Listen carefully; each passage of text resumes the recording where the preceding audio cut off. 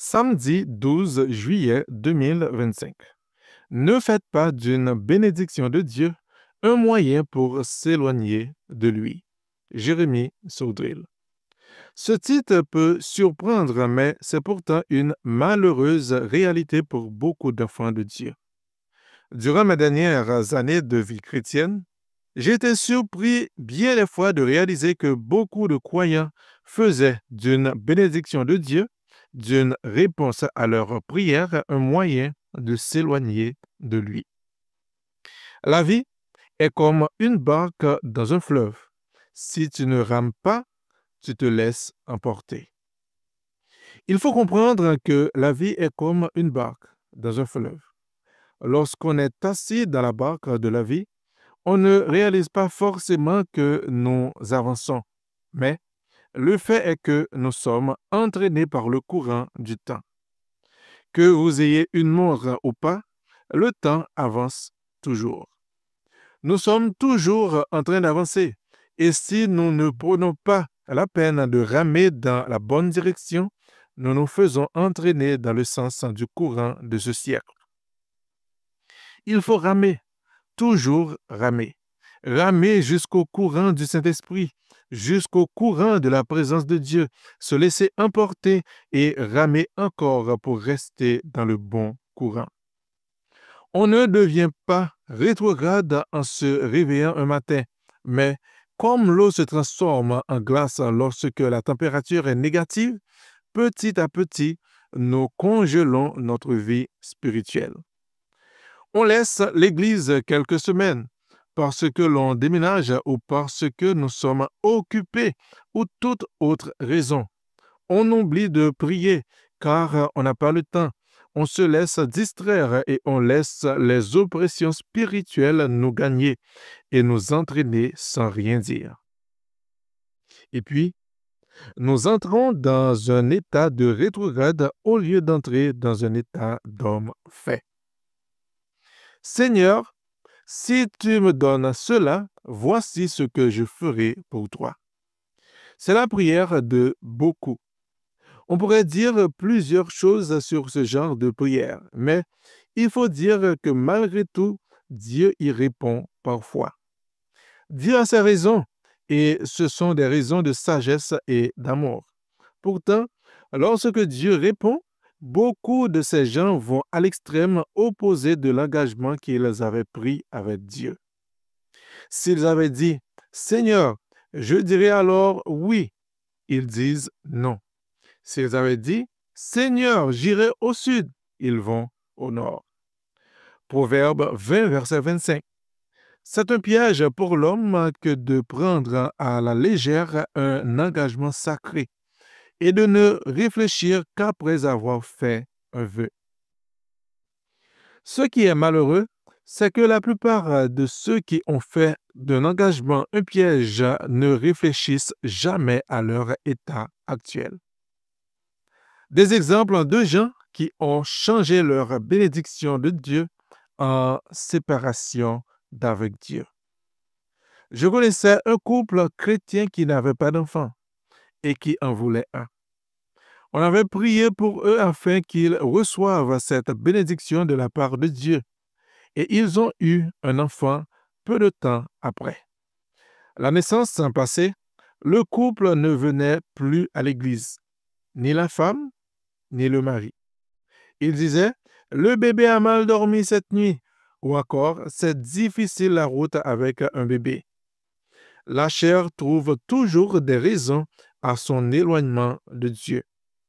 Puis, en acceptant et en trouvant des raisons pour ne pas venir à l'Église, ils ne sont plus allés à l'Église. Ils ont alors fait d'une bénédiction de Dieu un moyen pour s'éloigner de lui. Cher papa, trouvez la sagesse pour ne pas laisser votre femme seule à la maison à s'occuper des enfants ou à la garderie au fond de l'Église. Car ce n'est pas vous le plus spirituel et celui qui a le plus besoin d'avancer. Trouvez un équilibre. Chère maman, combattez le bon combat en vous rapprochant de Dieu pour trouver la force de faire tout ce que Dieu met sur votre cœur. Certaines personnes encore sont bénies financièrement par le Seigneur. Ils sont heureuses car Dieu les a bénis en réponse à leurs prières. Et étonnamment, on ne les voit plus à l'église. Elles profitent du dimanche matin pour faire du sport, monter leur nouvelle cabane dans le jardin, peindre la façade de leur maison ou faire du bricolage. Certains vont toujours à l'église, mais à l'époque, ils cherchaient désespérément Dieu pour obtenir ce dont ils avaient besoin. Et maintenant qu'ils l'ont reçu, ils ont oublié celui qui avait donné. D'autres sont vraiment bénis. Alors, ils achètent une maison au soleil, dans un endroit où ils vont pouvoir bien se reposer de leur dur labeur. Dans un endroit plaisant et tranquille, dans un endroit sans église. Ils y vont d'abord un week-end en pensant, Dieu comprend la situation, on priera un moment dimanche matin. Puis, ils s'y rendent un peu plus régulièrement, puis certains vont y habiter. Alors qu'ils en portaient déjà peu, au bout d'un certain temps, leur vie spirituelle ne porte plus aucun fruit réel. D'autres ont beaucoup prié pour réussir leurs études. Dieu leur a même ouvert des portes qu'ils n'espéraient plus. Pendant leur étude, ils ont cherché à servir Dieu au début. Mais beaucoup ont transformé la porte que Dieu leur a ouverte en porte du chaos. Ils oublient Dieu, ils se lient à de mauvaises personnes et tombent. Certains reviennent au Seigneur et lorsqu'ils visitent leur terre natale, ils reviennent à l'Église, se sentent repris dans leur conscience et prennent des décisions. Ils prient pour un bon travail et Dieu, étant un bon Père, les bénit et les exauce.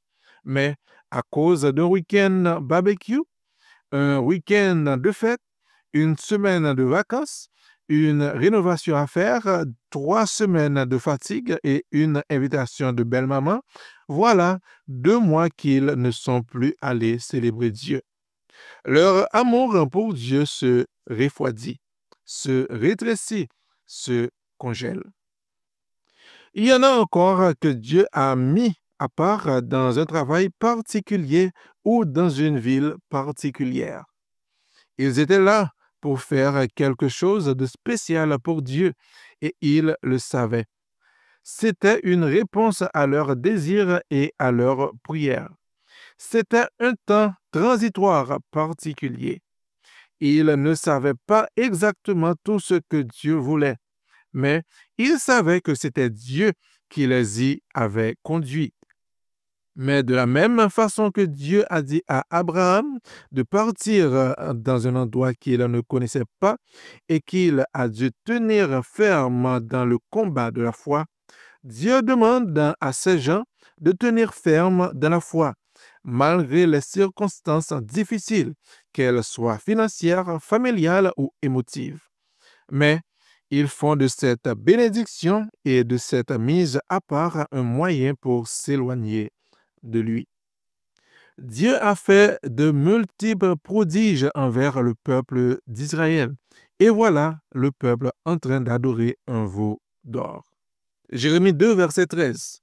Car mon peuple a commis un double péché. Ils m'ont abandonné, moi qui suis une source d'eau vive, pour se creuser des citernes crevassées qui ne retiennent pas l'eau. Un homme a prié longtemps pour rencontrer une femme. Dieu répond à sa prière et 3 ans après, en les rencontrant au hasard, on se demande ce qui s'est passé pendant ces 3 ans, car on ne les a plus jamais revus à l'église. Et aux dernières nouvelles, leur mariage n'est pas vraiment une réussite. Aujourd'hui, c'est le jour pour revenir à celui qui vous a béni.